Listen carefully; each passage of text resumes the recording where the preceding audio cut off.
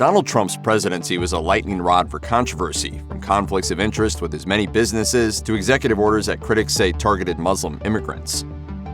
Though the Keystone XL pipeline was initially proposed in 2008, it became a very contentious point to Donald Trump's presidency. As the National Resources Defense Council explains, the Keystone XL pipeline was going to be used to ship dirty fossil fuel tar sands oil from Alberta, Canada, down to the Gulf Coast of Texas. The pipeline was expected to transport just shy of 1 million barrels a day. It was to consist of two different sections, the first of which, from Oklahoma to Texas, had actually already been built. The contested portion was 1,209 miles and would have gone from Alberta to Nebraska. In 2015, the Obama administration did not give the required authorization for the contested portion of the pipeline to be built. Part of the rationale was based on the severe environmental issues that the pipeline carried with it, including the potential for devastating oil leaks and an increase in greenhouse gas emissions. Immediately after becoming president, Trump reversed Obama's decision and issued a presidential memorandum welcoming TC Energy to reapply for the pipeline's approval. I'm going to say, folks, we're going to let you build the pipeline.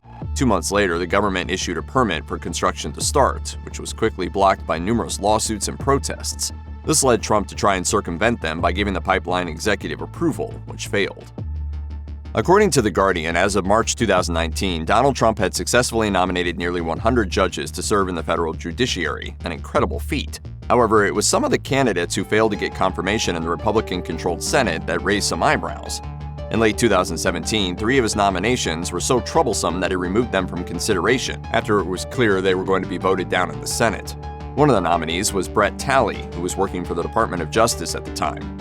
His nomination fell apart after it emerged that he had not disclosed that his wife worked for Trump's lawyer. Another was Jeff Mateer, who came under fire for comparing gay marriage to bestiality and making vitriolic remarks about transgender children. The other nominee, Matthew Peterson, was dressed down during one of his confirmation hearings by Senator John Kennedy. During the cringeworthy hearing, Kennedy showcased Peterson's inexperience and proved he was not familiar with basic standards for expert witnesses. Senator Kennedy, I don't have that readily at my disposal. His nomination was withdrawn soon after. Other failed nominations were Ryan Bounds and Thomas Farr. Both of their nominations hit roadblocks when it came out that they had both previously been involved with racist incidents or writings. As NPR notes, several of Trump's nominations were not approved by the American Bar Association, several of them being given unqualified ratings. One of the biggest questions surrounding Donald Trump when he was elected to office in November 2016 was what was going to happen to his massive real estate and business empire. No other president had entered into office with such glaring conflicts of interest, which were exacerbated by the global extension of his properties. I have the best properties. Trump controversially said he was not going to divest himself from his business interests upon taking office, and his critics have claimed that he unjustly enriched himself at the expense of American taxpayers. For example, the Citizens for Responsibility and Ethics in Washington, also known as CREW, tallied over 3,400 conflicts of interest by September of 2020. That's an average of 2.5 per day. Many of the conflicts involved Trump himself, either golfing at his Trump golf courses or holding political events at Trump properties. He also allowed 141 congressmen and senators and 145 foreign officials to stay at Trump properties, at times charging $650 per room. According to CREW, even Trump's vice president contributed to the issue, as his visit to Ireland cost him $600,000 in extra costs, since he was staying at a Trump resort. Trump also allegedly blocked the construction of a new FBI headquarters because it would have taken revenue away from his Trump Hotel in Washington, D.C. Overall, CREW called Trump's conflicts of interest some of the worst examples of corruption in modern history. Donald Trump entered the U.S. presidency as one of the least popular presidents in American history, according to the Miller Center, and the actions that he took within his first few months did little to quell the nationwide divide. His travel bans in particular stood out to many as outrageously egregious and harmful. The travel bans first started on January 27, 2017, when Trump issued Executive Order 13769. The order blocked entry into the U.S. from 7 countries: Iran, Iraq, Libya, Syria, Sudan, Somalia, and Yemen, for 90 days. However, the order was quickly blocked by a federal judge. We're going to fight this terrible ruling. We're going to take our case as far as it needs to go, including all the way up to the Supreme Court. As a result, Trump issued a slightly revised second ban in March, which included the same countries, sans Iraq. The second order was also blocked by a federal injunction within a week, but the Supreme Court ruled in June of 2017 that a modified version of the ban could take effect. Groups like the ACLU condemned the ban as a racist Muslim travel ban because it blocked entry from only countries that had predominantly Muslim populations. In September 2017, Trump issued even more restrictions on travelers from 8 countries: Chad, Iran, Libya, North Korea, Somalia, Syria, Venezuela, and Yemen, through Presidential Proclamation 9645. Amidst various lawsuits and federal injunctions, the Supreme Court again ruled the travel ban was legal, much to the outrage of Democratic lawmakers and liberal groups. The southern border was a contentious issue during Donald Trump's presidential campaign, and within a month and a half of taking office, his policies surrounding it were already making headlines. As Reuters reported in early March 2017, Trump's administration was considering implementing a policy that would separate the families of immigrants detained for illegally crossing the border. Parents would be separated from their children as a deterrent to other potential immigrants who were thinking about coming to the border with their kids. This marked a change in policy where previously families were generally kept together during asylum and deportation hearings. It was not until June 2018 that the administration finally revealed that they had separated over 2,000 children from their parents under the new policy. When journalists visited a facility housing migrant children days later, they found abhorrent conditions and saw kids locked in cages. There was widespread public outrage over the revelations, with accusations of neglect and people calling the policy inhumane. Under severe pressure, Trump signed an executive order canceling the separation policy on June 20, 2018. The Guardian reported a week later that a judge issued an injunction on the policy and had ordered the separated families to be reunited. However, AP reports that the administration still separated nearly 1,100 people after the injunction, and in total separated over 5,400 migrant children from their parents. In December 2015, world leaders from around the globe entered into the Paris Climate Agreement, which is aimed at fighting climate change on a global level by reducing greenhouse gas emissions. The following September, President Barack Obama officially entered the U.S. as a signatory to the agreement. However, as Scientific American reported in June 2017, newly inaugurated President Donald Trump announced he would be taking the U.S. out of the agreement. I was elected to represent the citizens of Pittsburgh, not Paris. Many prominent scientists blasted Trump's proposal.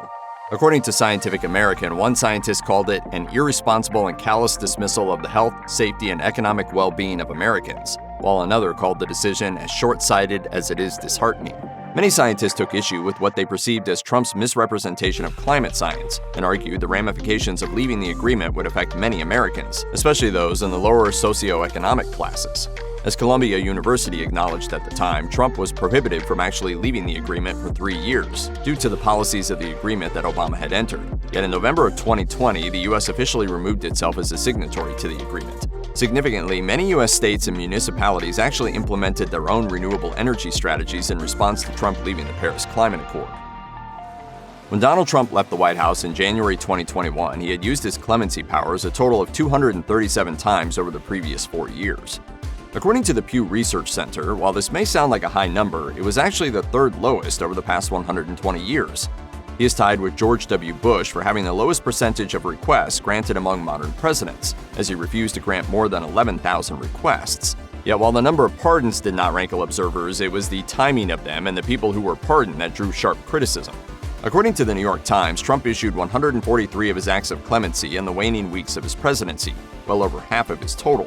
He pardoned multiple Republicans who had been convicted of crimes while in office, as well as former associates of his who were either under indictment or had previously been convicted of crimes. I'm very happy with what I did. Among the most controversial pardons was Stephen Bannon, his former chief strategist who was charged with fraud. Trump's pardoning of Roger Stone, another former associate who was convicted of multiple felonies in relation to his work on the Trump campaign, was also viewed as controversial. Additionally, the 45th president's pardoning of Joe Arpaio, the former Arizona sheriff who was convicted of criminal contempt for enforcing racial profiling policies during his time in law enforcement, also drew the ire of various political observers. In the spring of 2020, the COVID-19 virus took over the entire world by storm. Businesses were forced to shut down, countries closed their doors to foreign travelers, and people started sheltering in their houses for fear of getting deathly ill. As NPR reported, in the early months of the pandemic, President Donald Trump seemed to publicly dismiss its severity. He made statements claiming the disease would be gone by April, and he compared it with the seasonal flu, insinuating it was not very harmful. However, while he was making all of these statements in public, his personal tone was quite different. As Bob Woodward reported in his book Rage, Trump stated that he purposefully downplayed how dangerous the virus was because he didn't want to cause panic. He did so despite saying privately that the virus was more dangerous than he was letting on.